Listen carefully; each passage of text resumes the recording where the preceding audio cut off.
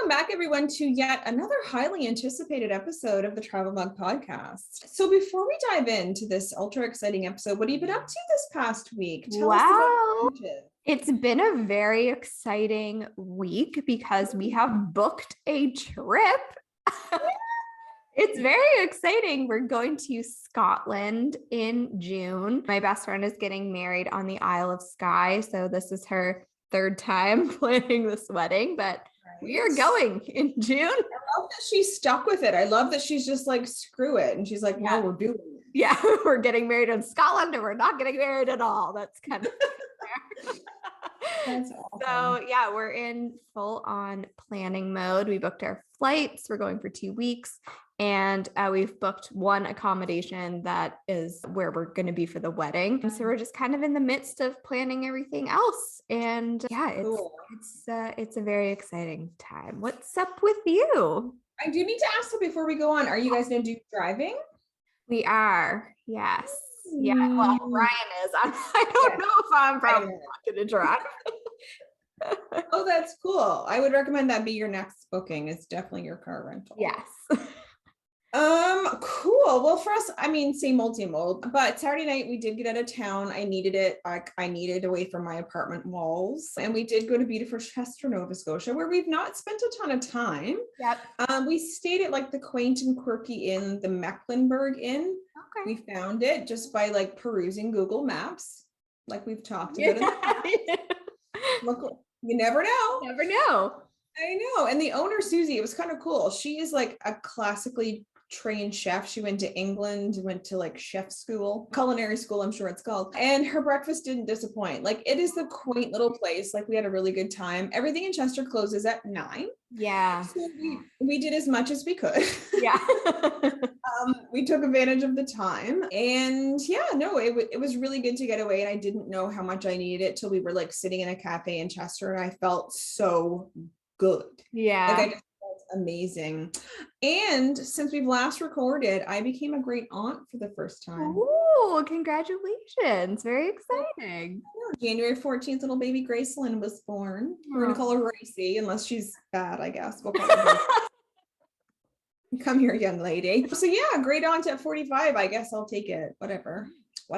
So speaking of getting away from the everyday, like, we're all dying to do this. We wanted to have some fun this week and talk about our bucket list destinations. People have bucket lists for a variety of things. Ours, of course, is with travel, amongst other things. And we hope to make these reality, of course, one day. So Jen, what do you got up first? Where's your first bucket list? My first bucket list is California. I've always wanted to go.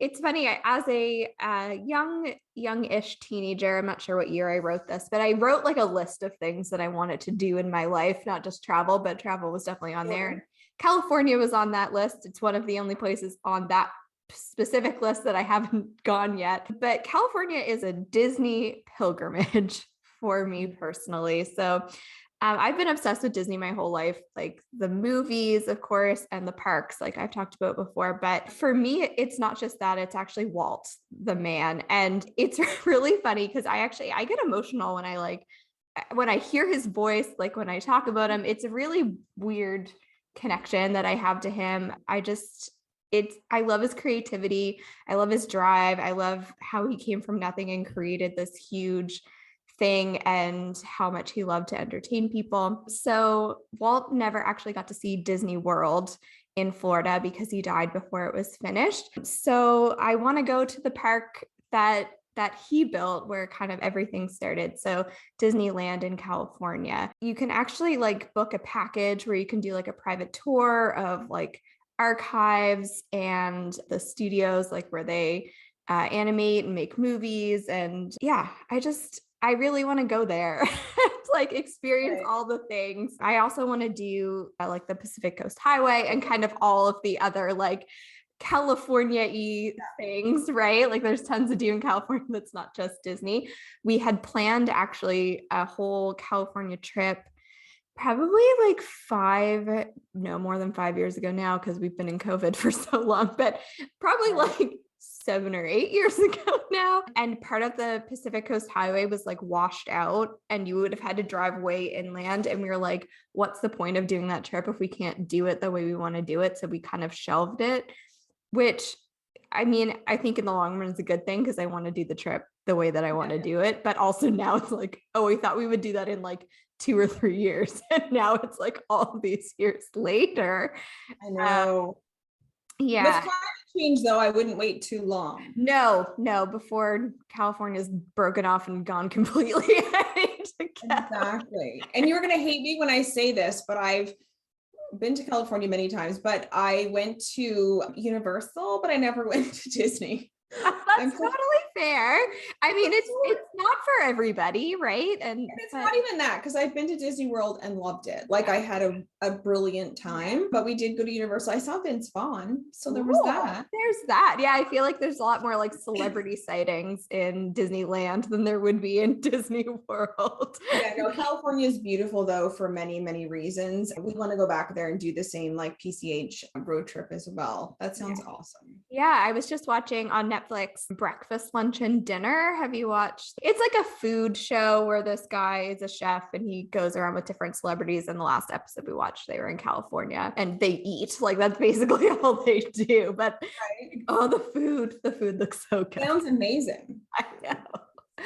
All right, where's your first bucket list destination? So I don't know why this is because I grew up on the ocean, but this is a very different ocean. So I have always dreamed of like staying in one of those villas that's over the ocean. So like either the Maldives or Fiji or Bora Bora, could care less which one. I'm not married to any of those places. Yeah.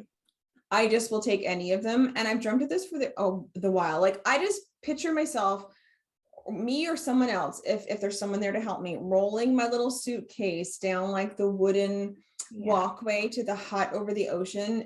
It sounds dreamy. Like I can't describe like how I feel that would. I love the ocean. I love being next to it. It was across the road from my childhood home. Like we're both like ocean kids. So that would be a huge deal, but this would be a very different experience. Now, I have heard, although I've not done a lot of research, that like the nightlife in those kind of places isn't as much because the resorts are so different than like your traditional Mexico resort. But really, either way, a week of just sort of living like that, regardless of all the other stuff, I just think would be incredible. So I hope at some point during my life to be able to do that. Yes, they look so amazing. And I just feel like you'd be so relaxed. Opening your door or like, I guess maybe even if they have some kind of glass floor or something, like it's just right there. Like no matter how many times you've seen the ocean, an ocean view is always desired. Yeah. It doesn't matter how many times I've seen it. No, exactly. All right. So the next one you have up is definitely one on mine too, but I'm leaving it to you. So where to next? The Galapagos. Oh, I feel like probably the first like 3D movie I saw was like a documentary about the Galapagos and like the turtles and like that sort of thing. And I've always been kind of fascinated with it. It just feels like a whole other world, like planet kind of creatures thing. We can't even imagine. No, like I literally can't imagine. And like obviously I want to travel there in a way that's not like detrimental to the wildlife there, so you'd have to be really careful about picking like a tour company to go with. But I just think that it would be really like an amazing experience. And it's funny, like my husband went to Ecuador the year that he graduated university with some of his university friends. Obviously they were on like, you know, a budget. And so they were like right there, but they didn't go to the Galapagos because it was just too expensive for them. So I know that he kind of regrets that too. So hopefully we can go together someday. But yeah, it looks so amazing. I know it literally is like in my mind, otherworldly. It would just, I don't know, it would be an adventure of a lifetime for sure. For sure. Yeah. For me, number 2, and these are not in any particular order. I'd like to just put that out there. I'll take any and all. So next up for me is Australia. I actually said to Pete, like, I need to think of some places that I'm just forgetting. And he's like, you always talk about Australia. I'm like, yes, of course. Yeah. And back in 2004, when I spent the month in France that I did, it was like an essay competition at work or whatever. And my first choice, they got you to choose the places, was Australia. But France for a month was fine. It was fun. Oh. But Australia was definitely my first choice. And then the next year, my friend Shannon won and she got to go to Australia. And I'm like, that is so rude. The envy does continue to this day. But yeah, I have a friend who lives there as well, Nicole, who I've never met. We're sort of like, I guess, been like pen pal buddies through another pal for like, I'm going to say 15 or 20 years. On my wedding day, she like sent me flowers. Her child was born on my birthday. Like I don't know, like, and so I really, of course, want to meet her and spend some time with her as well. But really, there's so many things to do. Like I want to hold a koala. Yeah. And I want to see a kangaroo and like maybe visit Ayers Rock and see the Gold Coast. And I do want to go to the Australia Zoo just to see sort of like the footprint everlasting that Steve Irwin left. And I know they're huge into conservation there. So I think I would feel good going to that zoo just to see the work that his children have carried on and stuff. There's just so much. And I know it's incredibly far to go. I cannot picture Peter flying to Australia and being sane when we get there. Yeah. And B, you really do have to have extra time. Yeah. Because it takes so long. The country's so big. You really are going to have to be choosy because will you get back a second time? Mm-hmm. I don't know. Yeah. So I'd love to have a solid month at some point and just go as well. So yeah, definitely Australia is up there for me. So someday. Yeah. Australia is also on my list and it kind of goes with the next one I'm going to talk about, but my uncle and his wife did Australia and then they took a cruise from like leaving from Australia and their pictures, everything just looked so amazing. And I would also like to go there, but I chose New Zealand for my list because it's not as spidery as Australia. Which This is true. That's kind of the one thing that like deters me from Australia. I'm like, spidery. Ooh. You're kind of very spidery. But it's so true. But also like dangerous spidery. Yeah, like I know. Here, I don't love spiders. I live in a giant old house. There are spiders. I can deal with them because they're not going to poison me. They're not there to murder you. No. Anyway, I'm going to talk about New Zealand. And like, there's so many amazing things to do in New Zealand. I don't even really know where to start, but I want to do a lot of like outdoors stuff there, like a lot of hiking. A girl that I knew from high school moved to New Zealand and I just kind of like low key stalk her like social media. So I'm like, what are you doing there? This looks really cool. Right. Do you mind if I come visit you? Yeah. Like I know we talked like twice, but those times meant a lot to me and I'd love to follow up.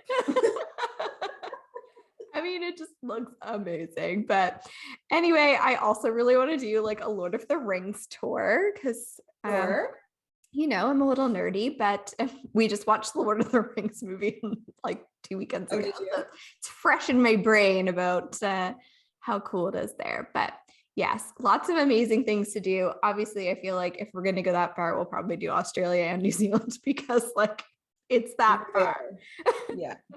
Yes. You're in the neighborhood.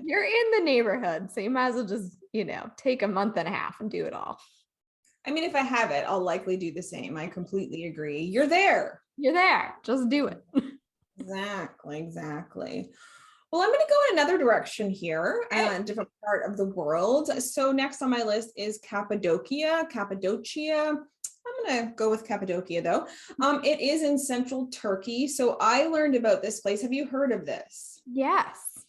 Yes. Well, I learned about it from one of the travel bloggers that we follow on YouTube, and it just looks so amazing. So they're tall, kind of cone-shaped rock formations, adorably called fairy chimneys, which I mean, that's amazing. It's enchanting. And really like the sight of looking at them for like in the far distance is just really incredible. You can walk for like kilometers and just explore different ones. You have to be careful, of course, but just exploring them looks really incredible. Homes there are built out of the stone that people actually live in. The hotel accommodations are like mostly stone. And we actually looked it up on like either hotels.com or booking.com.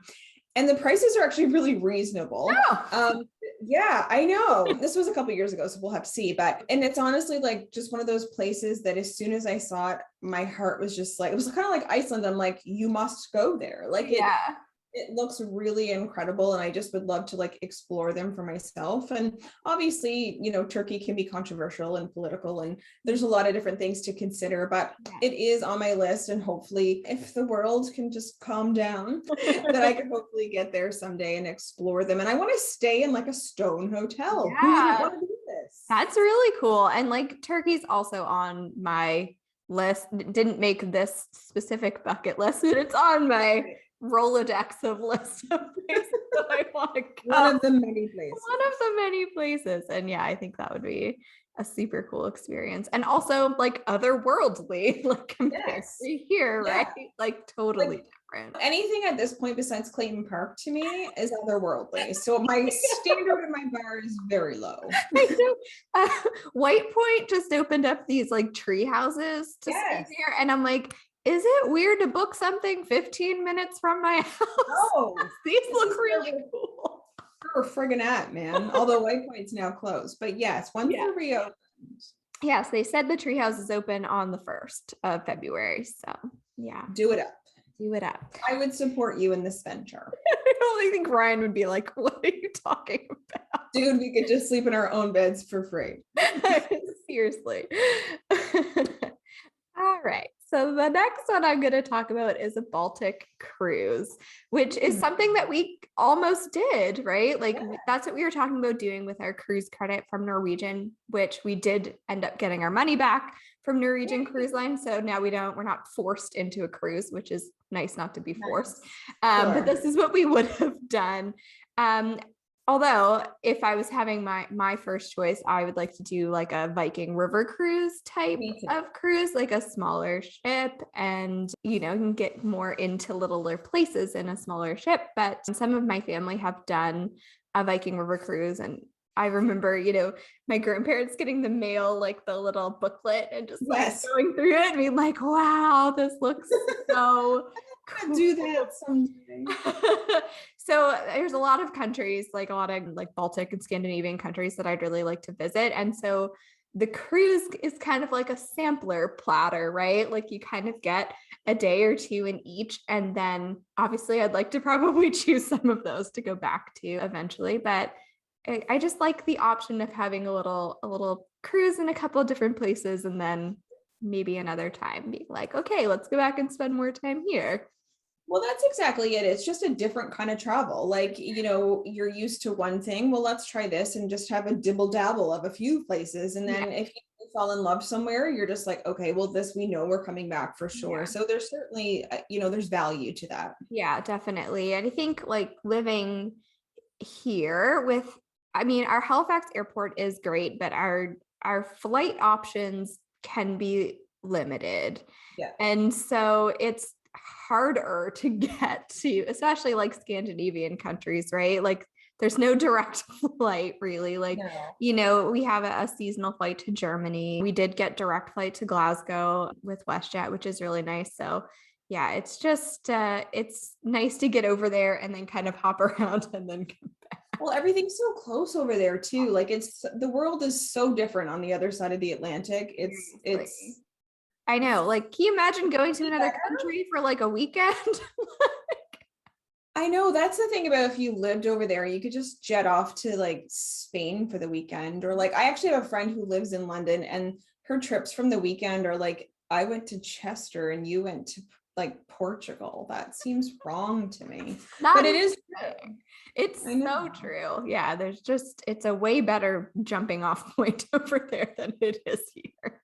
Yeah, no, it is for sure. And speaking of seasonal flights to Germany, I'm just going to put it out into the universe that I would like to be on one of those in June. Thank you very much. Thank you. Okay. Fingers crossed. Fingers crossed. So for my last choice, I kind of was up in the air again, like you, I'm sure there's like so many places, and Copenhagen in Denmark was definitely high on my list, but I did choose, if possible, and my last one is an ethical safari. So maybe that's an ironic statement. I don't know, but like, I do know people who've gone on them, and they have been sustainable ones where animal habitat isn't, abused. But I, of course, would do my research, but like Botswana or Kenya. But it is definitely a dream that I have. And like, I am a scaredy cat. So seeing animals in the wild, the only way I would want to do that is in like a Jeep. Yeah. It's like, I mean, I've seen elephants and I've seen giraffes, but I guess I've seen lions and tigers too, if I think about it, but like not in their own dwelling. Mm-hmm. And I'm not ready I'm not the lion whisperer like I follow on the Instagram, and I'm not ready to like do that. So yes, seeing them in their natural habitat really does interest me. And I don't know, I'll do my research, and it would be the trip of a lifetime. And one of those ones I feel like is a little farther down. So who knows, unless I like come into tons of money, you don't have to work. So we'll just hope for that too. I'll send that out in the universe as well. Let's put that out there. I'm also a scaredy cat, and I also was scared when we did hiking in Cape Breton that we would come across a moose, and like, as did we were the same. For the most part, the moose is going to leave you alone, right? Like, but there's that chance. And I was just like, I'd rather not see the moose. Whereas a lot of people are hiking and they're like, I hope I see a moose. I know, me too. Like, we are the exact same. Like, we heard a big crash when we were on one of the Franey trail, and we're both like, should we just go home? Yeah. Like, let's call this. And then on the Skyline Trail, I'm like, I literally carried a stick. Yeah. I'm like, I don't want to like see a coyote, so I scaredy cat. Yep. Scaredy cat, definitely. It was funny. I told my husband, which places I wrote down. He was like, "You didn't write down Easter Island? Like, you love Easter Island." I'm like, "Oh yeah, I do want to do that." Right? Many choices. And then like, I also want to go to like Disneyland or Tokyo Disney and Tokyo Disney Sea, and there's like Shanghai. Like, I would like to hit all the Disney parks. That's like huge bucket list for me. All of our listeners are at home going, "Duh, Jen, we knew that." We already knew that, but yeah, we did Disneyland Paris on our honeymoon, and obviously Disney World in Florida. So I just got California, China, and Tokyo left. No problem. That's it. Let's get all this other crap taken care of, and we'll start on these lists. Yes. Mm-hmm. Oh my goodness. So that's it for today's episode. We want to hear what's on your travel bucket list. So hit us up on social media and tell us what's on your list, because maybe we need to add it to ours. Right? Not that I need more ideas, but I need more ideas. More ideas, So as always, you can find us on our website, travelmugpodcast.com, on Facebook and Instagram at Travel Mug Podcast. And now you can support the show by buying us a coffee. So the link is in the show notes there. You can like donate one time or you can donate monthly. And it just kind of helps us with the cost of doing a podcast, because it does cost money. And yeah, you can get some access to some fun stuff. I'm going to put some bloopers up there for people who are supporting the podcast, because we're not always perfect here. I mean, honestly, we are most of the time. Ooh, there's some early ones that. Oh, I can imagine. Yeah, we're much more comfy now. And really, we're the Travel Mug Podcast. Why wouldn't you want to buy us coffee to put in these mugs? Yes, our mugs are empty. Please put some coffee in them. Jingle, jingle, buy us a coffee. So yes, and please consider leaving us a review on Apple Podcasts or Spotify and sharing the show with a travel-loving pal. And we will talk to you again soon. Bye.